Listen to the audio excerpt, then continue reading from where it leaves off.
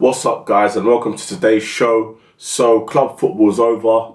We're into the internationals, and the England boys are training right now. So, we're going to focus on transfers. The big two transfer windows breaking recently are Declan Rice's move to Arsenal looks ever closer, and Mbappe is not willing to sign a transfer extension of PSG. That will force PSG to sell Kylian Mbappe this summer rather than next summer. So let's get into the first one, Declan Rice to Arsenal. Apparently, Arsenal are preparing an £100 million bid for the midfielder that West Ham are gladly going to accept. So what does this mean? First of all, I think that it is a bit much for Declan Rice. I think he's not worth 100 million, but when you look at the inflated transfer prices of most of these players nowadays, you can sort of understand why, and plus the English tax and all this sort of thing. So £100 million for Declan Rice is the price. Overpriced. Most people agree that he isn't worth 100 million, but when you look at the prices getting chucked around for the likes of Mudryk, Enzo Fernandez, it is what it is. This is how football is nowadays.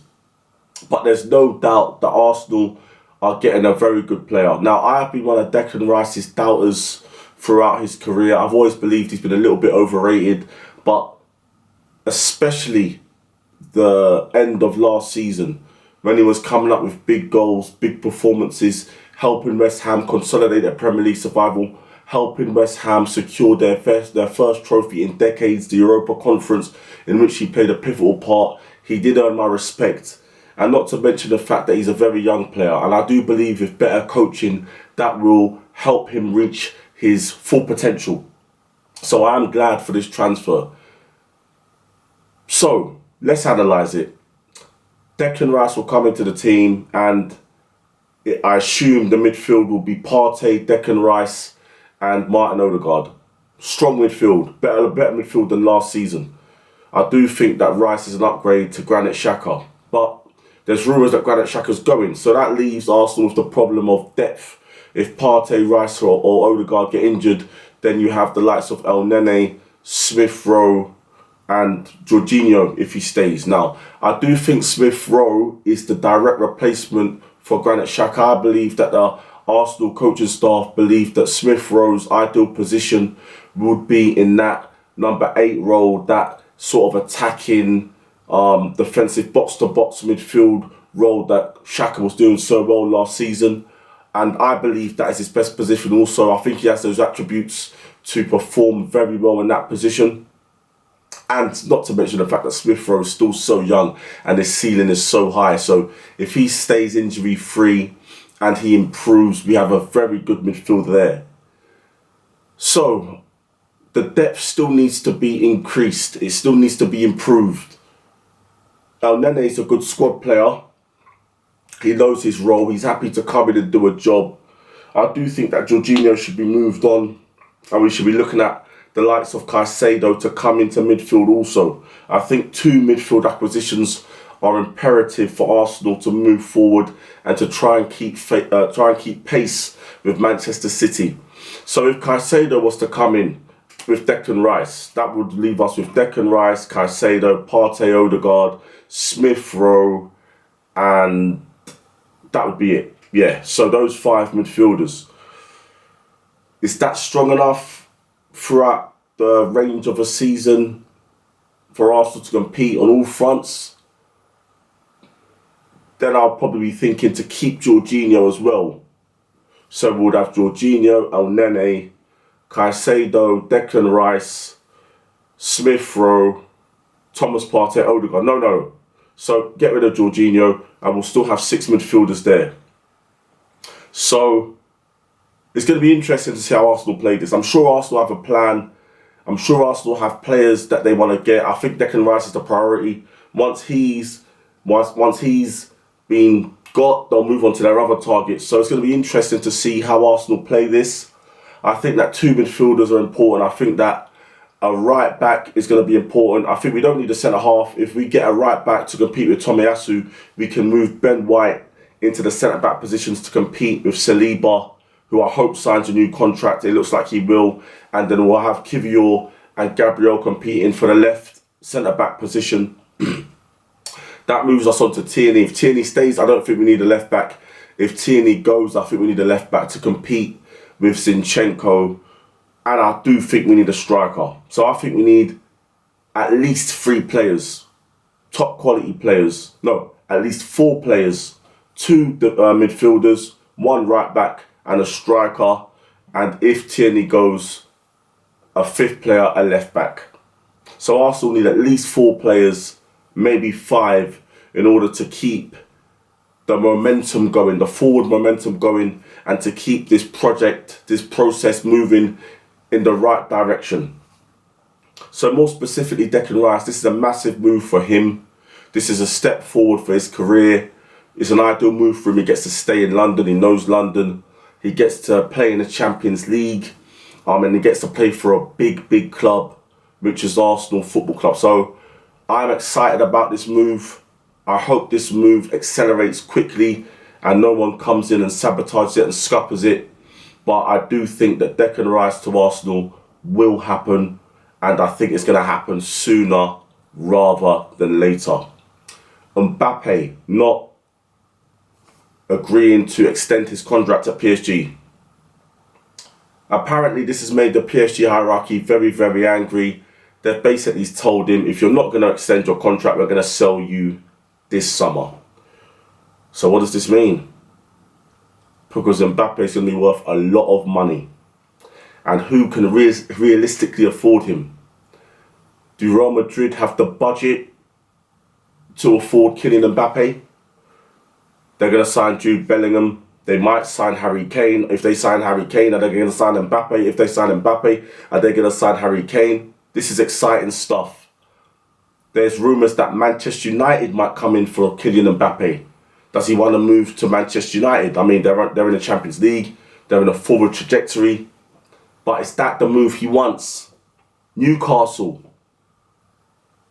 Apparently their FFP, their financial fair play restrictions is that they can only spend 75 million. So I've read. So they'll need to sell players in order to afford Kylian Mbappe and still try and sign other players that they might have been targeting. So I think that rules Newcastle out. Will Chelsea try and sign him? Will Todd Bowley come in and say, no, we want Mbappe? It's going to be very interesting to see what happens if Kylian Mbappe does sign an extension or if there is some sort of bidding war for Mbappe, and who can actually realistically afford him at this precise moment in time. Does Mbappe want to come to England? We all know that he seems like he's got his heart set on Real Madrid, and Real Madrid want Mbappe. That would be an ideal move for both parties. So it's early days with this story. I'm going to be keeping my eyes and my ears to this story, and I'm going to bring you updates as soon as I can. But this is really looking to be an exciting summer for transfers. Players going in, players going out. Contracts. Oh, this is going to be very good this summer. And I'm very interested. This Kylian Mbappe story could be the transfer saga of the summer. I don't know if he's going to want to go to Manchester United. Yes, they're a massive club. But will he want to go to Manchester? You know, some people like the allure of, some players like the allure of London. You know, they like the allure of Barcelona, Madrid. You know, the more luxurious cities. Will he want to go to Manchester?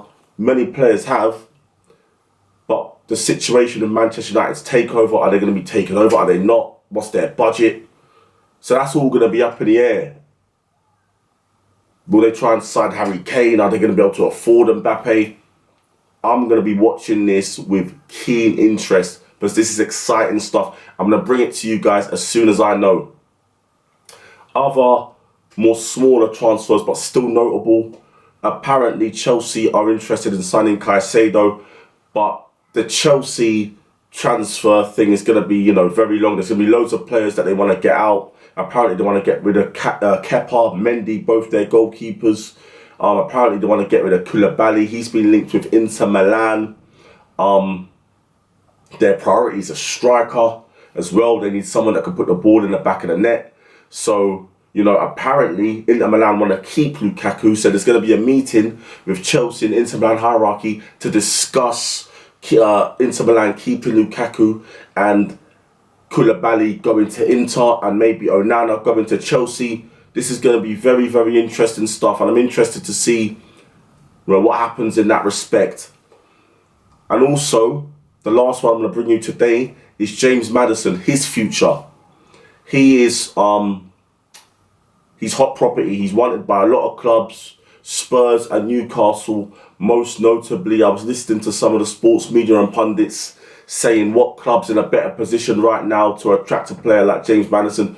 Listen, no question the club that's in better position to get a player like James Maddison is Newcastle. They're in a forward trajectory. They're in the Champions League. They're stable. They've got an abundance of riches that they can't use yet because of FFP. But they're the more stable club. I know that Postecoglou's come in and has given Spurs a bit more calm, a bit more stability, but they're in a downward trajectory. No one knows if Kane's staying, if he's leaving. I hope he goes for himself, for his own career.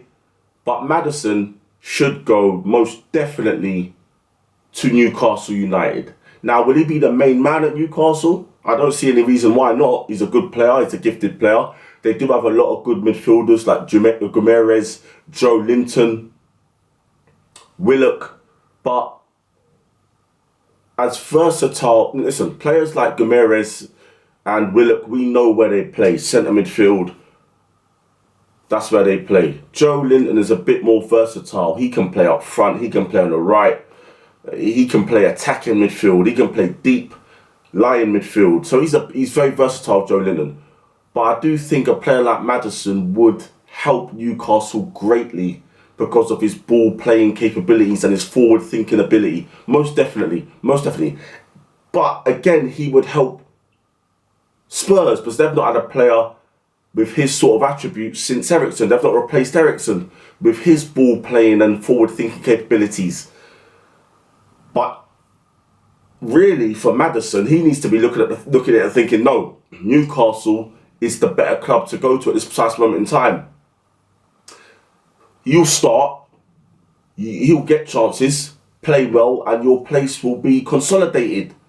Yes, if he goes to Spurs, he'll probably be the main man, but I don't see success at Spurs for some time. Even with Postecoglou, I think Postecoglou will fail. And I think the wheels are going to fall off that vehicle very, very soon, sooner rather than later.